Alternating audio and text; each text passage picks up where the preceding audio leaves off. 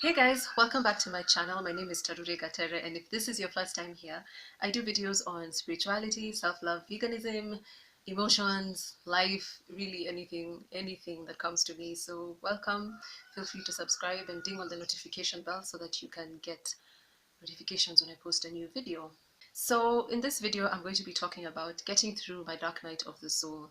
If you've watched my previous videos, you've seen that I've talked about my dark night of the soul. I had a video where I addressed that. I had a video where I talked about my lessons that I learned during the dark night of the soul. And today I'm going to be sharing what I feel helped me get through it, because I feel like I'm coming out of it.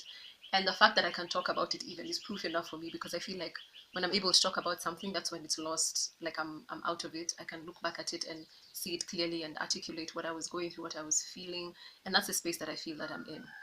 I also just wanted to talk a little bit about um, the fact that I feel like we deny this process. We deny the process of the dark night of the soul, and we put a lot of shame and guilt on ourselves, which to me feels kind of sad, because I think it's a part of life to have many deaths, if that makes any sense. If we look at nature, trees are constantly in flux. It seems like that's what life is. We are constantly growing and changing. We have to get to a place where in some places, in some areas of our lives, we die. We let go of certain things, we change, we grow, we close a chapter.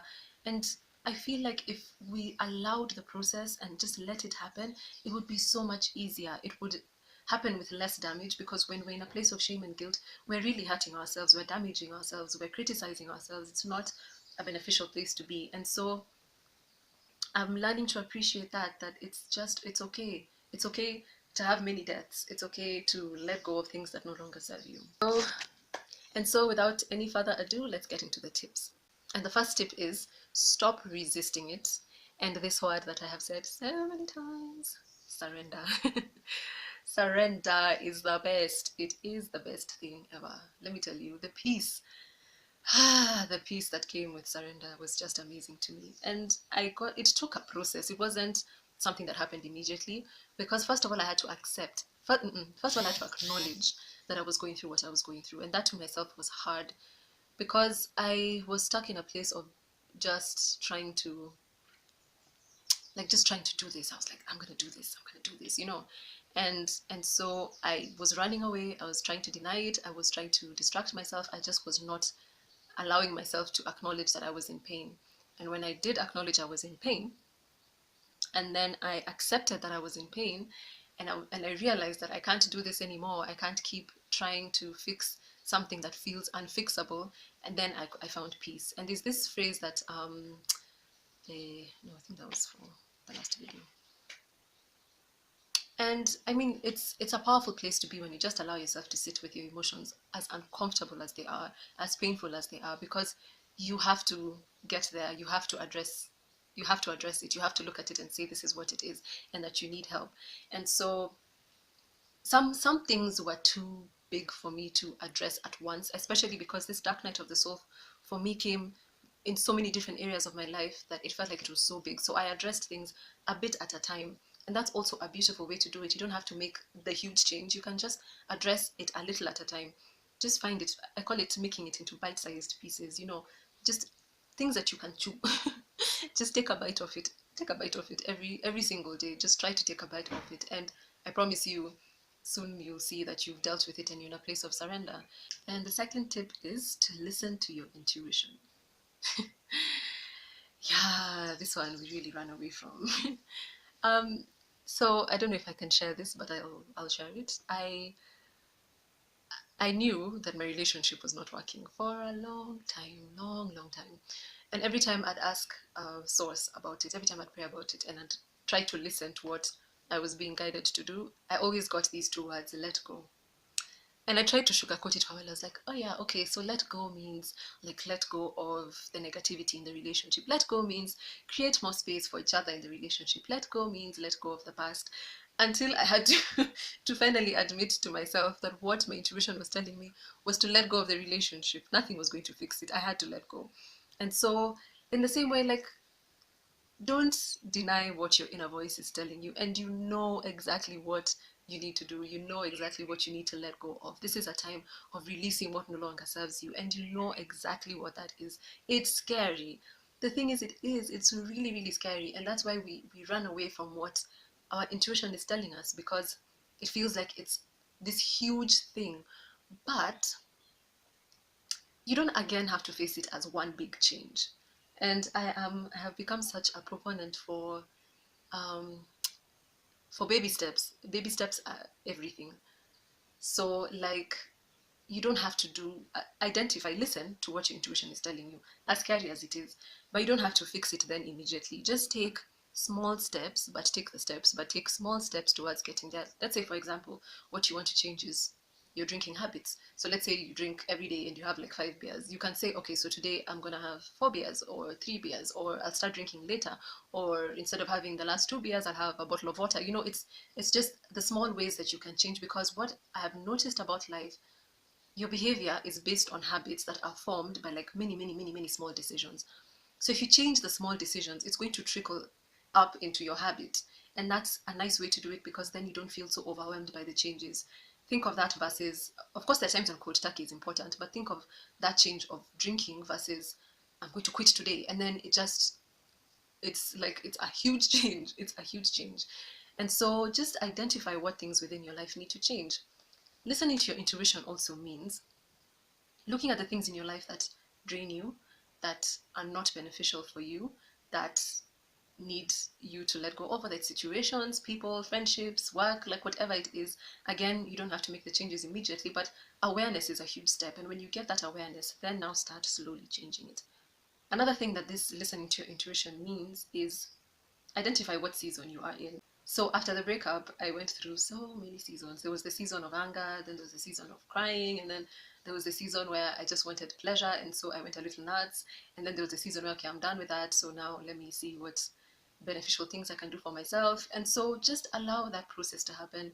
Listen to what you need, because sometimes it's like you're walking through different stages. It's like kind of like the stages of grief. So whatever you need in that moment, just listen to yourself and allow yourself to give it to yourself. Allow yourself to have it. And the third tip is be kind and patient with yourself. Shame and guilt are enemies of progress. They keep you locked in a cycle because you can't move out. It's like you're beating yourself when you're down. You can't be beating yourself and functioning properly at the same time. So it's about getting to a place where you stop criticizing yourself as much as possible. Again, this can also be a journey, but you stop criticizing yourself. You start cutting yourself some slack.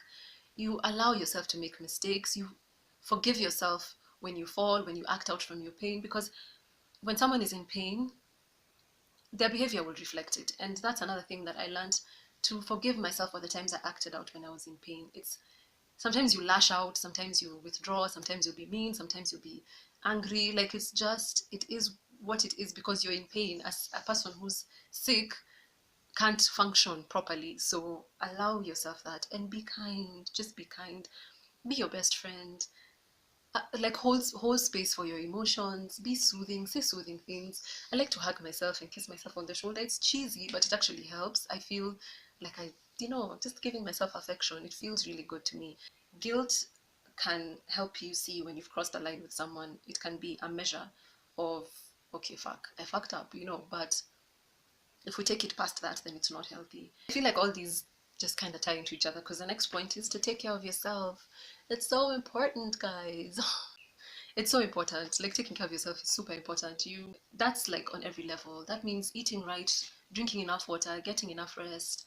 Take naps if you can, if your schedule allows it. Go walk in nature, move your body, dance, run, exercise. Like, move your body. That also helps to get the endorphins moving, which helps you. And when your body feels stronger, you also feel better. You'll be in a better place to tackle whatever it is that you need to tackle.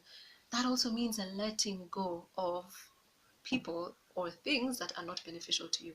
Don't look at your life. Look at what you're exposing yourself to, what energetic situations you're putting yourself in, whether that's listening to depressing things, being around people who are not helping you, who are not edifying you, not beneficial for you, whether it's habits. Like, do things that are good for you. All these little things, you're taking care of your body, taking care of your mind, your emotions, your spirit.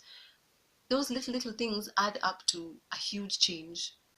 Plus, also taking care of yourself is a way of showing yourself love. It's a way of just being like, I care for you, I care for you, and that's a beautiful way to be your source of your own love. Number five, the final one, is to get in touch with your spirit, with your source, with God, with Jah, Allah, Jehovah, whatever you want to call it. Get in touch with that part of you. This is a way of taking care of your spirit. It strengthens you to be in touch with that connection, because that is where we get our vitality. It's where we get our peace of mind, our support, our inner support. I cannot stress this enough. I don't know, maybe it would work for everyone, because there are also people who don't necessarily need this connection, but I cannot function without it. I just had to accept that I need to be in touch with that part of myself. So whatever that means for you, whether that's going for Bible study, going to church, going for meetings, fellowships, reading your holy books like the Bible, the Quran, the Bhagavad Gita, or if it means meditating, chanting, yoga, but like whatever that means for you, just do it, because there's also something about coming out of ourselves and into that connection with our source, coming out of our little personality and going into the higher self. That's really, it's like it feeds you, it strengthens you, it gives you support, it it really helps. In short, it really does. And so those are my 5 tips for getting through the dark night of the soul. By no means is this an exhaust like by no means is this a complete list.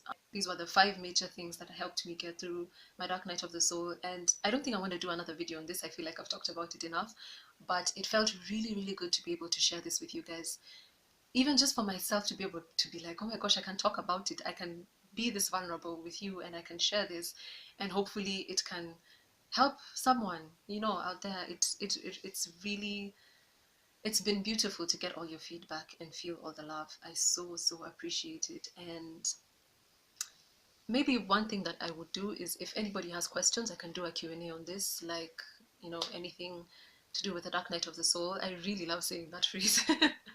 It's so nice, so poetic. It feels nice to say it, even though the process itself is crazy. But yeah, so feel free to ask me any questions. If there are enough questions, I can do a Q&A. You can either leave them in the comment section, or like many of you do, which I love, you can DM me on Instagram. Thank you so much for watching. I so appreciate it. Feel free to subscribe, like, or share this video with anyone. And until I see you next time, I'm sending you so much love. Bye.